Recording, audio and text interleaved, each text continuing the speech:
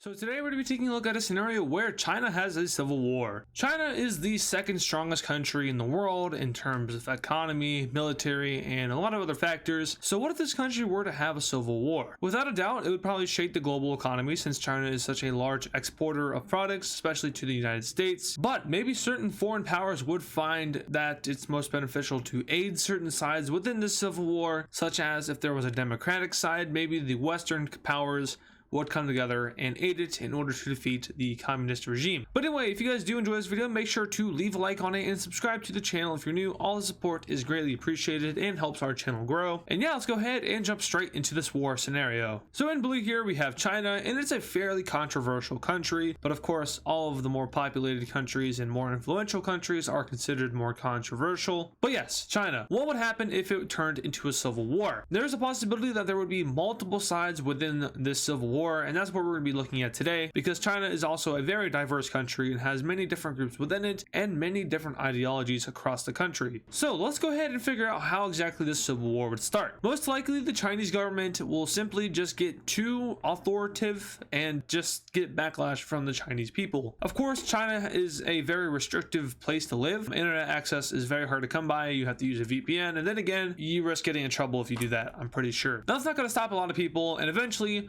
news is going to start spreading around China. They're going to see that there's other ideas around the world and that the Chinese government is restrictive and blah blah blah, and they're going to want freedom. So with that, certain groups within China start to work together, and eventually an uprising takes place. And this is by far probably one of the biggest rebellions we've ever seen in this series. So this group is a democratic group that is looking for a more democratic China and wants to overthrow the regime, or the communist regime, which has had control of China for years now. But this is not going to be the only group that pops up in this civil war. We also see a Manchurian group pop up here in the north. Now this is more of a fictional group since the communist regime, I think, has more control over this region. But then again, there is ethnical differences. So that's Manchuria, different from China, but then again, China is super duper diverse. And then finally we have another group popping up, which is more kind of a joint operation group, and this rebellion group is huge. It takes up about half of what remained of China, and it includes Xinjiang and Tibet. Like I said, this is a joint operation rebellion, so if we were to split them up, it would look something like this. But we know that Tibet is pushing for independence, and then we know what's happening over here, some not so good things happening over here, you know, that gives them reason to kind of split away. But the CCP is going to be limited to obviously their capital, Beijing, and some other major cities along the coast over here, but they are not too far out of reach of the democratic group here in the south. Ironically enough, we have the democratic group being red and the non-democratic communist group being blue, so I guess that's weird. We switched the colors. Anyway, let's go ahead and get started with this civil war. Almost immediately, when the first event actually happening aside from fighting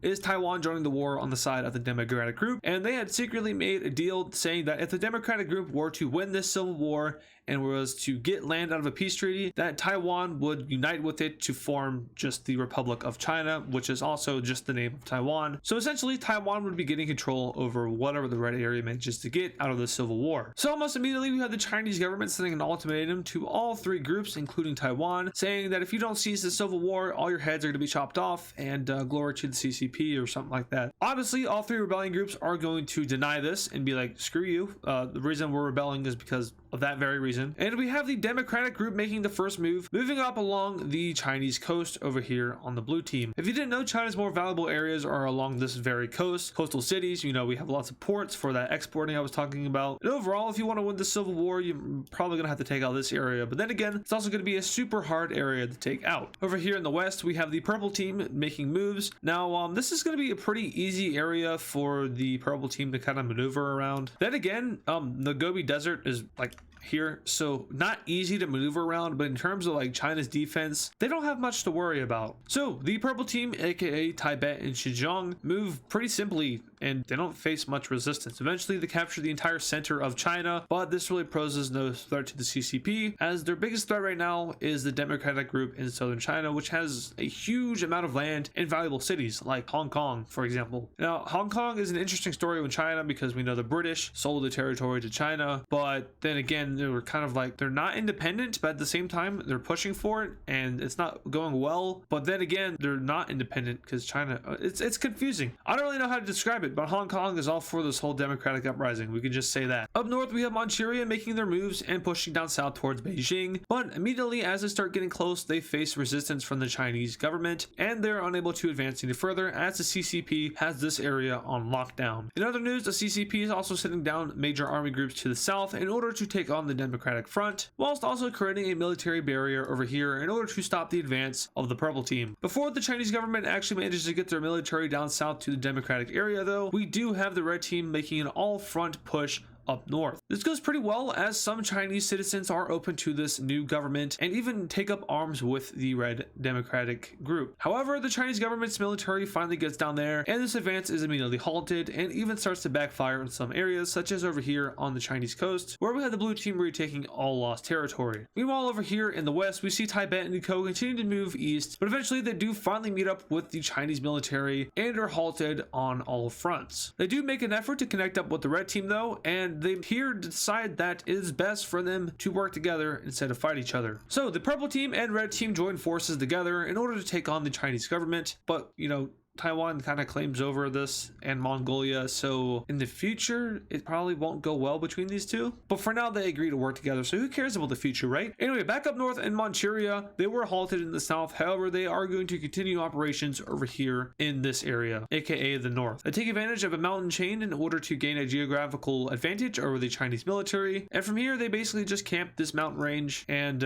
wait. Yep, Manchuria's strategy is just to wait for the Red Team and Purple Team to win. Other than that, they're just chilling. But the civil war has been ongoing for a few months now, and foreign countries across the world have begun to take sides. Nobody has joined the war, but some countries are choosing to back certain sides of this rebellion, so let's take a look at what countries are backing who. First off, we have North Korea backing the central government. Now, of course, North Korea is going to do this because the only reason North Korea exists is most likely because of China and previously the Soviet Union, but modernly, the only reason they exist is because of China. Backing the Democratic side, we have a lot of countries such as South Korea, Japan, obviously Taiwan, but they are in the war, the Philippines, Vietnam, Australia and New Zealand, France, the UK, Germany, the United States, and Canada. Now, obviously that is a lot of countries, but it is important to know that the West's biggest enemy right now, which is considered by them, not me, is China. It used to be Russia, but now China is considered a bigger threat to the Western powers, so that is why that there are so many countries backing this rebellion here in the South. Now, also interestingly enough, there would be more countries backing this. However, certain sides within the war and certain geopolitical relations are going to prevent them from doing so, such as India, who would definitely back up this democratic rebellion here in the south, as well as the Tibetan uprising. However, Russia is most likely backing the central Chinese government, meaning that they don't want to piss Russia off, so they're just going to go ahead and stay neutral, even though they would most certainly defend the Democratic and Purple Team. Speaking of Russia, they finally declare that their allegiance is with the central government in China. We have Belarus joining Russia, as well as Iran, and some other countries just start to splatter around and just say that they're all for the central government. I'm definitely missing some countries here, but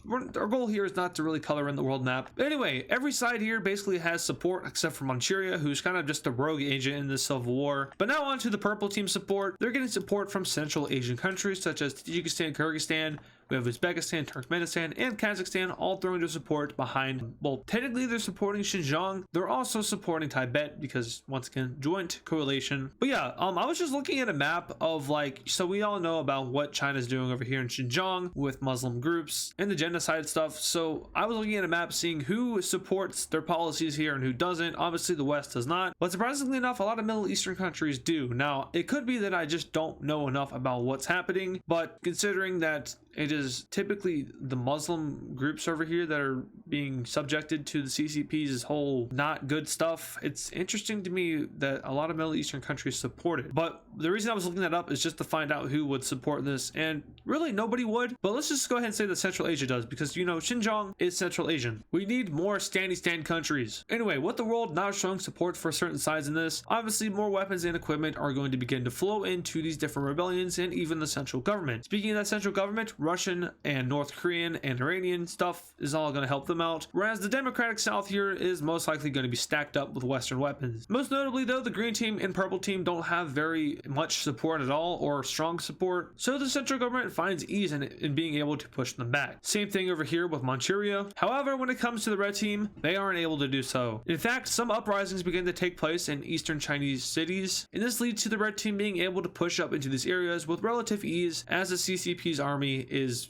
kind of like turned against by its own civilians. With that, the central government is gonna be like, yo, someone join this war to help us out. Russia's gonna be like, no, because that's gonna be World War III. Iran's like, no, that's World War III. Pakistan's like, nope, that's also World War III, because India's gonna do something. And then North Korea's over here like, hell yeah, let's do this. So North Korea joins the war on the side of China, and with this, North Korean troops are going to begin to march up north into Manchuria, and immediately they start to gain a lot of success over here in the south, as Manchuria wasn't necessarily prepared for this. The Chinese government and North Korea meet up in the south and are easily able to start to push up north, taking over some vital areas from Manchuria. It isn't long after that Russia declares special operations in Manchuria, and Russian troops start to pull into different areas of the country, weakening this rebellion and even meeting up with the North Korean group. And eventually Manchuria is turned into a bunch of gross rebellion groups, kind of similar to what's happening in Syria, how there's just like different pockets of different groups. It isn't pretty, we'll just say that. It's very not a good look at on a map. Anyway, with this new event happening, the West is going to start to kind of like push for an end of the war scenario. They're done with this, they're done with China doing things, and they just want to get this war over with, even though they're not involved with it, but they are supplying it. So the Democratic South starts to ramp up its invasion of the North, and it goes extremely well. Many Chinese citizens are seeking liberation from the Chinese government, and eventually the Democratic South starts to get near to Beijing.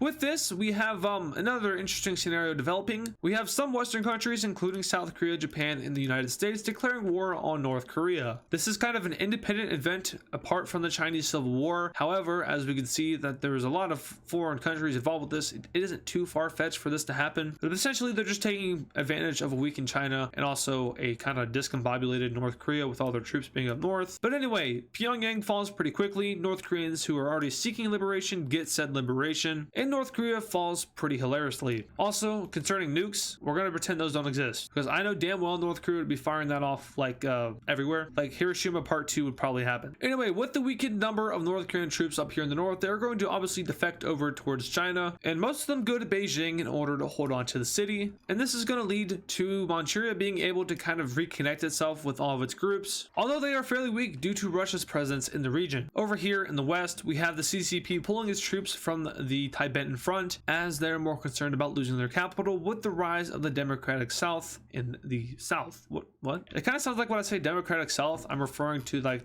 the South in the US Civil War. That's not what I mean. It's just a cool name for them, I think. Anyway, purple team pushes back, meets up with the red team, and takes over southern China. With this, the purple team is finally going to go ahead and say peace. We've done enough, even though they really haven't done anything, considering that there's nobody here. And the Democratic South is going to be like, that's chill. We're going to go ahead and go up north and get Beijing. Following this is months and months of harsh fighting against the Chinese government, who just will not give up. Finally, the red team meets the gates of Beijing, and a huge battle takes place, which takes forever. Eventually, while the Battle of Beijing is happening, we have the red team starting to go up and around the city in order to flank it, and it is at this point that the red team is able to break through the gates of the city and finally take it for its own. With the fall of the capital city, the CCP is going to be weakened, and the people are finally going to go ahead and technically surrender. You know, it's the People's Republic of China, so they get to make all the decisions, right? Well, their decision is to surrender over to the red team. We have Manchuria kind of getting back all of their land due to the collapse of the Chinese army, and really all that remains is kind of a fight with Russia, who's just doing its own thing, kind of like what they were doing over here in Donetsk and Luhansk in Ukraine. But yes, the Chinese Civil War is technically over. This looks very interesting, but yeah, it's over. So let's go ahead and take a look at a peace treaty. Alright, so taking a look at this peace treaty here, it is pretty simple. Basically, all the rebellion groups got their independence and the CCP was dissolved. We have Xinjiang getting independence as well as Tibet. Now remember, these two were in a coalition group together, but at the end of the war, when they finally got their independence, they decided to split up into their own respective countries,